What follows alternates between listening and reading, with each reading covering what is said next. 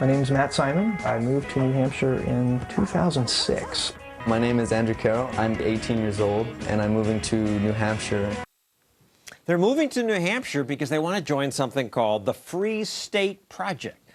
I could explain what that is, but instead I'll let Chris Lawless do it. He's the project spokesman. He joins us now with Christina Heller, who just made a movie about the Free State Project. So, Chris, what is it?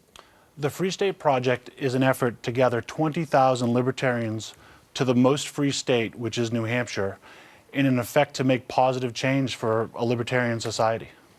So 20,000 libertarians, people who are frustrated with the level of government we have in America, they would move to New Hampshire and then our people would take over? No, takeover is the wrong word. So what we're trying to do is have 20,000 move, and not just 20,000 people, 20,000 activists. And 20,000 was a number that was devised by the gentleman who came up with the idea that he thinks 20,000 people in a state with only 1.3 million can make a huge impact. And about 10,000 plus people have signed up saying they will move there if you get to this critical mass. That's correct. Only 880 or so live there now. Right. This is going to happen? Absolutely. With only 800 odd people moving, we're already seeing huge impacts. Over 12 Free Staters have already been elected to the New Hampshire House. Dozens have been elected to local offices, and then others don't join. They join local groups, gun groups, pro-legalization of marijuana groups. You name the Liberty organization, Free Staters are joining natives and augmenting their ranks. And Christina, you were not a libertarian, but you made this movie about them. That's right. I was making short documentaries for Current TV during the New Hampshire primaries in 2007, 2008, and I discovered the Free State Project and made a short about it for Current TV. And afterwards, a lot of the Free State members sort of embraced me because they realized I wasn't going to make them look like lunatics. You know, I just wanted to portray them in a fair and honest way.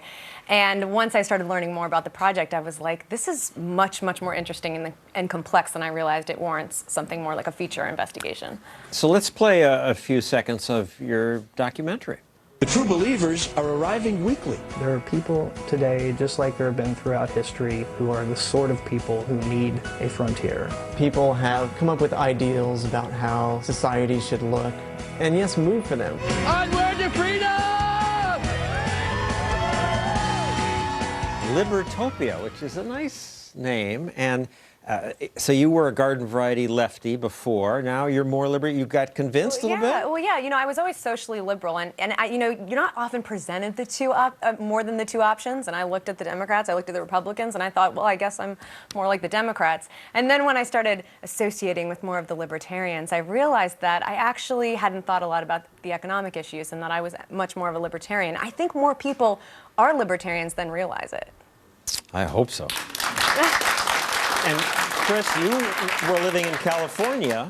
You moved. Absolutely. My wife and 2 children, we were in California. We'd actually just moved to San Francisco, and I heard about the Free State Project. And one thing that got me excited was libertarians doing something instead of talking about something. Now, New Hampshire, it's cold. I mean, why New Hampshire? Valley Forge was cold. So New Hampshire, we actually was a vote. When the project got to 5,000 signers, they took a vote of all the states with about 1 million population in that area, and New Hampshire You wanted won. a small enough state that you could have more influence. Absolutely, and New Hampshire has no income tax. It has no sales tax. It has great gun laws. It has a 400 state member legislative body. And we have these things called town meetings where you vote for your town budget, line item, when you all get together in the high school gym. You can make a huge impact in a small state. So you had these 10 least populous states: Alaska, Delaware, Idaho, Maine, Montana, Vermont, North Dakota, South Dakota. Wyoming came in second. None of these states are really that warm. Something about, maybe that's why they're small states. I believe that statists like warm weather. What came in last? Actually, to be honest with you, I don't know. I think I know this. New York comes in last. No joke. On the Liberty Index, New York comes in. I just meant on the vote of these small states where people least wanted to move to. Your goals, once you get this critical mass. We've helped jury nullification. We're trying to get constitutional carry. All right, but one at a time. Jury nullification means let people know that they don't have to follow the orders from the judge. If you think it's unjust, vote your conscience. Right, and the judge will now instruct the juries to vote their conscience. That's now passed. It's passed the New Hampshire House. It has not passed the Senate yet.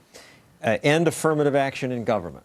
Correct. That's just discrimination in a different way. Also passed the House, pending in the Senate. Constitutional carry, allowing people to carry a concealed weapon. Well, in New Hampshire, we actually have very good gun rights, but now you don't even need to get permission to conceal carry. Oh, this is beyond concealed. This is concealed carry without a permit. Without a permit. We already can do it now. It's a shell issue state, and you can open carry without permission from anyone. Which sounds really weird to us in New York, but you should know that already that's the law in Alaska, Arizona, Vermont, and Montana. Medical marijuana. It's passed before, and the governor, a Democrat, vetoed it, and we just passed it again, and we're going to keep doing it until we pass it. And how about relations with the police? From my Facebook page, Alexander Cohen says, I've seen videos that do not inspire confidence. And these are marijuana protests. Absolutely. There are civil disobedience in New Hampshire who don't think they need to ask permission from the government, and they are being arrested. And the natives are pro and against, just like you might think, but it's getting the word out there. And that's not ticking people off, I would think. It's certainly ticking some people off, but in the big picture, civil disobedience is actually a powerful message to actually have people wake up. And that's what some of them wanted. They don't believe in voting, so they're going that route for a change. All right, well, let's go to the audience. Anybody here want to move to New Hampshire and join up? Anybody here think it's a really dumb idea? I think dumb idea slightly won that, but please, both of you, stick around because I'd like you to take questions from the audience about the Free State Project when we return.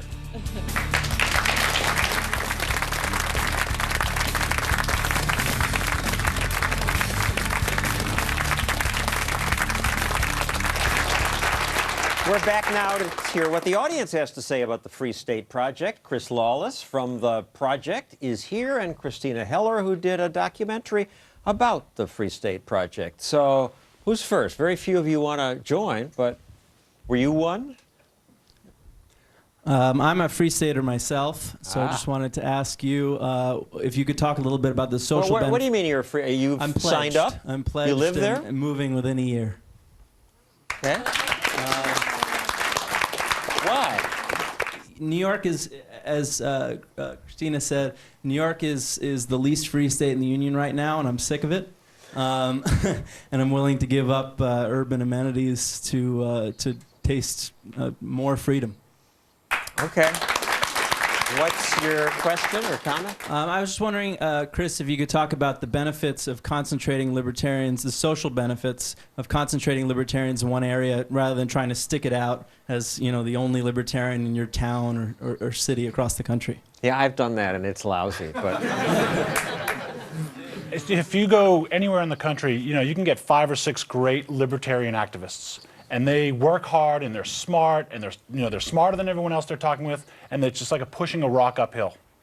In New Hampshire, it's not me by myself. I'm working with this great activist who learned here. I'm working with that great activist, and I'm working with local natives who've been doing the fight. And together, you can just achieve more.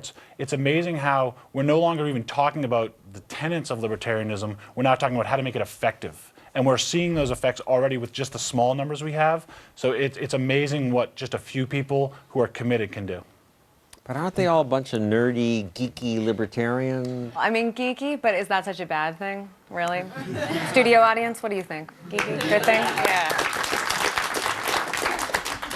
Yes, ma'am. I'd be curious to know, as an outsider, where does the Free State Project stand on the issue of abortion in terms of reproductive rights, women's health, things like that? I'd be curious to know what you guys and the movement thought about it. So that's actually one of those great dividing questions. Is the Free State Project itself has no opinions. It is move to New Hampshire. That's the sole thoughts of this Free State Project. Within the project itself, that is probably the biggest dividing line. There's probably 50%, well, there's probably 49% for, 49% against, and there's 2% who are, you know, depends on the day. And just to explain to the audience that libertarians are split on abortion. We libertarians believe you should be able to do anything you want as long as you don't hurt anybody else. So then becomes a question of the person living inside you. What are your rights and what are their rights? Exactly. That's one of the tough questions has been in how you define the life. I was going to say, you see a lot of bumper stickers in New Hampshire and probably around the country for libertarians that say, I'm pro-choice on everything. And I always thought that was kind of It's a good point. The Democrats say they're pro-choice, and they're pro-choice on abortion, but they don't want to give you choice about where you send your kid to school or to carry a gun or to hire an intern or pay less taxes. They're for less choice. Yes, sir. Where are there 20,000 spare jobs in New Hampshire? Well, believe it or not, New Hampshire has one of the lowest unemployments in the nation. But separately, right now. free people, when they show up places, they create jobs, create their own jobs. They invent things. We've had people open bars. We've had people open restaurants. We've had people who trades in silver at Schreier Silver. We have people who are photographers. There are people like me who brought their jobs with them. There's all sorts You're of a stuff. computer guy. I'm a computer guy, yeah. But it's also, I'm sure 20,000 people move into New York City every year. Are there enough jobs for them? Yes, sir. I'm just curious, if somebody were contemplating signing up for the Free State Project, how long before you have to make that move? Not saying I want to wait, but I've got a house to sell. I've got to create a business if I'm not going to find a job. So if you signed up today, you would not be committing to move until within 5 years after we hit 20,000 signers. I would recommend that you come to PorcFest. Check out the movie.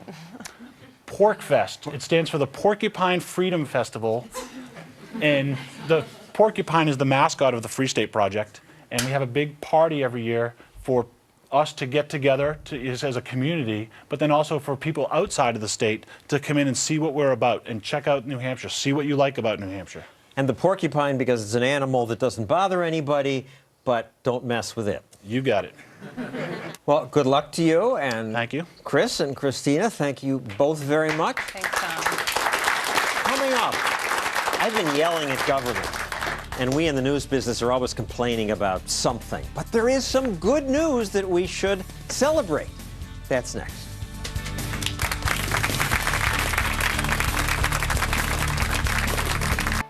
These are exciting times to be alive in America. Yes, there's a lot to worry about. The horrible debt, huge, even before we baby boomers retire and explode the debt by demanding our so-called entitlements. America's on an unsustainable course. That's why I go to Washington and embarrass myself by doing this. Stop spending our money, please. You can't cut anything. And they don't cut much of anything because some in Congress whine that any proposed cut would be devastating, draconian. Some congressmen even say, oh, Social Security isn't bankrupt. We don't have to cut anything. They stick their heads in the sand. But there's also a lot of good news. There is the Tea Party. I've not seen that level of passion about government being too big ever in my career. And for the first time in my memory, some politicians sound serious about cutting spending. It's the end of business as usual. We need to cut more. We're broke. You can't spend money you don't have. And we're going to do something significant about it. We can easily cut $61 billion. We should be cutting $100 billion. If people think we're afraid of cutting $100 billion, they got another thing coming. This is just the beginning. I hope so. At least those folks have their heads out of the sand, and maybe they will put America on a sustainable course. Also, for the first time in my memory, a few elected officials are ranting about some of the less important complaints.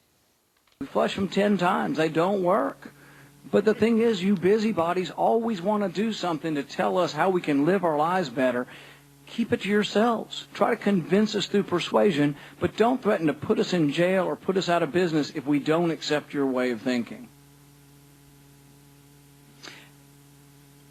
Were you asking for another response, or should I go ahead with my question? I was kind of just enjoying. I've been waiting for 20 years to talk about how bad these toilets are, and this is a good excuse today. Thanks. I'm sorry about your toilet. Well, good for Senator Paul. And it's good that we can laugh about these things because America, at least compared to most of the world, is relatively free. and a great place to live. This week, as I researched the Free State Project's attempt to get freedom-loving Americans to form a critical mass in New Hampshire, I watched the fighting in the Middle East. It's odd to watch this while thinking about New Hampshire. That state's motto is live free or die. Some of these people may die because they want to live free. New Hampshire's motto comes from Patrick Henry, who said, "Give me liberty or give me death." The whole quote, by the way, is life so dear or peace so sweet as to be purchased at the price of chains and slavery? Forbid it, Almighty God. I know not what course others may take, but as for me, give me liberty or give me death. America's founders made that pledge when they fought the Revolutionary War, and countless American soldiers have risked their lives for our liberty.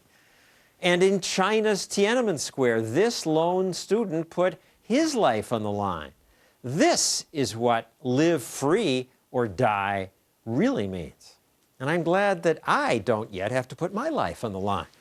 When I worked at ABC, libertarians used to say I was courageous for attacking big government from the mainstream media, but that's nonsense. No one's been shooting at me. It's good to live in a country where people who care about freedom can talk about moving to New Hampshire or cutting government, and the choice is not liberty or death. So let's celebrate that. And that's our show for tonight. Thank you for watching. Good night.